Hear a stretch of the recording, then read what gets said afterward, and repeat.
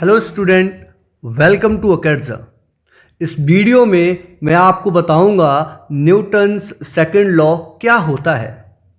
सबसे पहले तो हम इसका स्टेटमेंट पढ़ लेते हैं। The external force applied on any body is equal to the rate of change of linear momentum of body. इसको अगर मैं मैथमेटिकली लिख के दिखाऊं तो मैथमेटिकली हम कैसे लिखेंगे कि जो भी एक्सटर्नल फोर्स है वो क्या होता है, equal to rate of change of linear momentum. तो हम इसको लिखेंगे mathematically F equals to dp over dt। यहां पर जो लीनियर मोमेंटम है और जो फोर्स है वो दोनों वेक्टर क्वांटिटी हैं, तो we can use some vector notation as well. आप सभी जानते ही हो कि जो लीनियर मोमेंटम होता है, जो लीनियर मोमेंटम है उसको हम किस तरीके से डिफाइन करते हैं, product of mass into velocity. तो यहां पर हम कुछ केसेस बना सकते हैं न्यूटन के सेकंड लॉ में। लाइक इसी को हम आगे लिख सकते हैं जैसे d over D T m into V. तो अगर हम यहां पर प्रोडक्ट रूल लगाएं,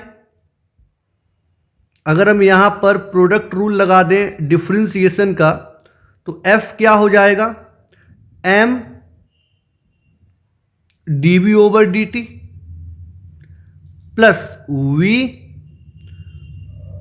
dm ओवर dt।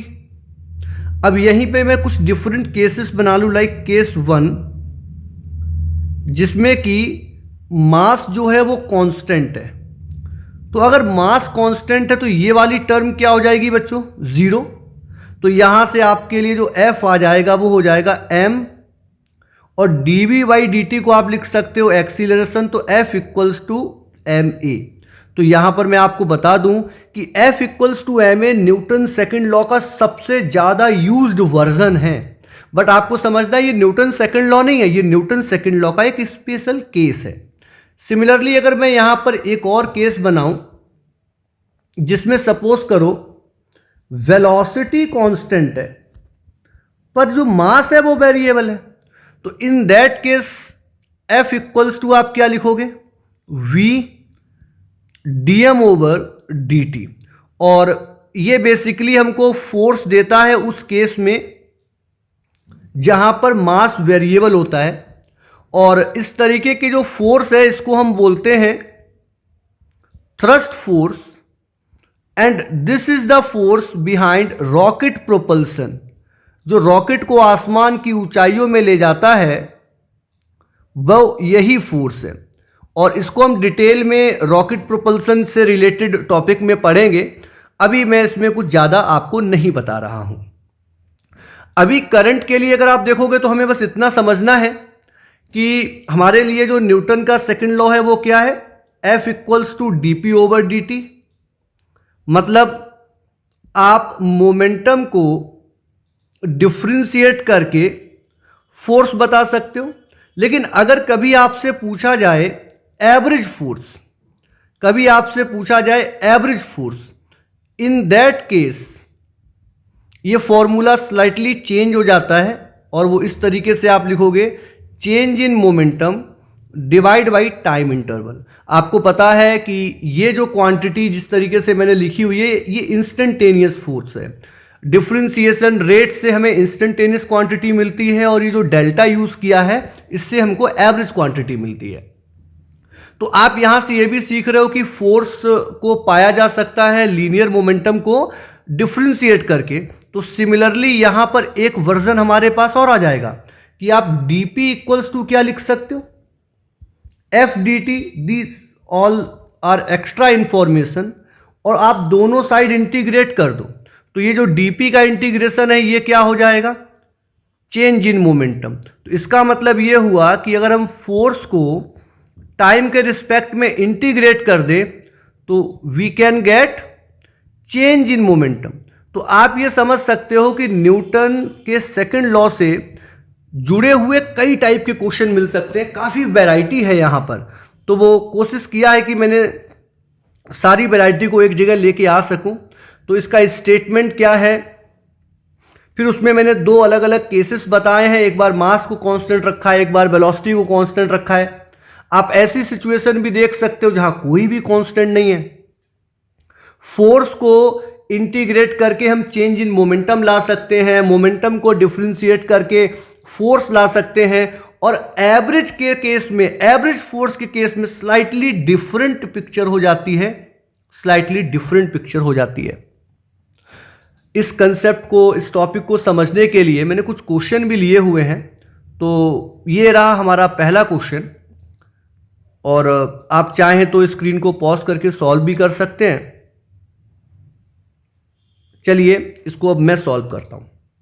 तो यहां पर अगर आप देखोगे तो वेलोसिटी दी हुई है, फोर्स पूछा हुआ है, तो हमको यहां पर क्या करना है कि जो F होगा वो होगा हमारे लिए d/dt m into V, because m into V तो मोमेंटम ही है। तो यहां पर ये बहुत सिंपल सी प्रॉब्लम है, बहुत सिंपल सी प्रॉब्लम है based on Newton second law. Velocity भी हमको दिया हुआ है, उसमें मास का मल्टीप्लाई कर देना है जो कि 2 kg है। तो ये हमारे पास हो जाएगा, अगर मास का मल्टीप्लाई कर देंगे तो 280 I cap plus 2BT square J cap. आपको अच्छे से पता है कि जो भी कांस्टेंट टर्म है वो डिफरेंशिएशन से बाहर आ जाएंगी, तो dt/dt का I कैप, इधर 2b बाहर आ जाएगा, डिफरेंशिएट सिर्फ t स्क्वायर होगा इंटू J कैप, और जो फाइनल रिजल्ट आपका निकल के आएगा वो क्या आएगा, dt/dt तो कैंसिल ही हो जाएगा, तो ये हो जाएगा 2a I कैप, इसका डिफरेंशिएशन 2t होगा तो हो जाएगा 4BT J कैप। तो ये हमारा आंसर हो जाएगा। एक सिंपल सा सवाल था जिसमें हमको वेलोसिटी दी हुई थी और फोर्स पूछा हुआ था। तो पहले मैंने मोमेंटम निकाला मास से मल्टीप्लाई करके, एंड देन उसको डिफरेंशिएट करके आंसर निकाल दिया है। एक क्वेश्चन और लेते हैं, एक बार आप पढ़ लीजिए, और आप मुझसे पहले सॉल्व करना चाहें तो डेफिनेटली स्क्रीन पॉज करके सॉल्व कर सकते हैं। चलिए इसको अब मैं सॉल्व करता हूं। एक 150 ग्राम की बॉल है और इसको हमने 30 मीटर पर सेकंड से फेंका है, और लिखा हुआ है हिट बाय अ बैट, और बैट से हिट होने के बाद इसकी वेलोसिटी चेंज हो गई और 30 से ये हो गई है 40, और जो ड्यूरेशन ऑफ कांटेक्ट है बैट और बॉल की, और उसके बाद हमसे पूछा हुआ है एवरेज फोर्स।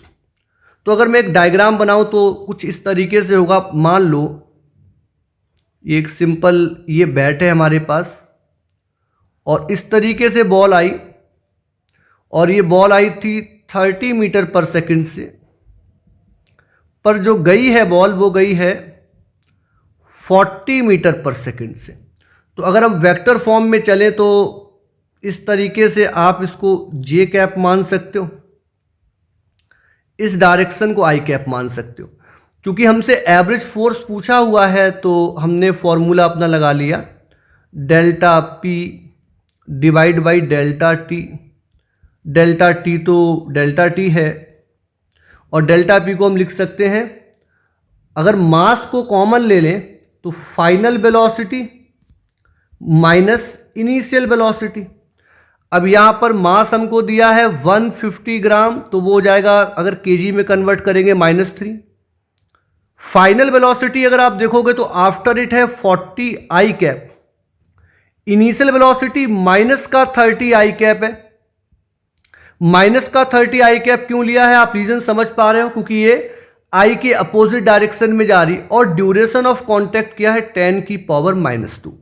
तो यहां से अगर आप देखोगे तो 10 की पावर -3 है, -2 है, देयर इज अ 1 0, तो ये तो 15 बचेगा, एंड माइनस माइनस ये प्लस हो जाएगा तो ये हो जाएगा 70 I कैप। तो यहां से हमारे पास हो जाएगा 15 7 जा होता है 5 7 जा 35 105, तो यहां पर हो जाएगा 1050 I कैप, और यूनिट हो जाएगी न्यूटन। तो ये तो हो जाएगा हमारे एवरेज फोर्स का मैग्नीट्यूड, एंड ये जो I कैप है ये क्या हो जाएगी, डायरेक्शन। तो आई होप आपको ये कंसेप्ट अच्छे से समझ में आया होगा। अगर कुछ भी कंफ्यूजन रह गया है तो आप इस वीडियो को दोबारा देख सकते हैं। With this I am ending this video. Bye bye.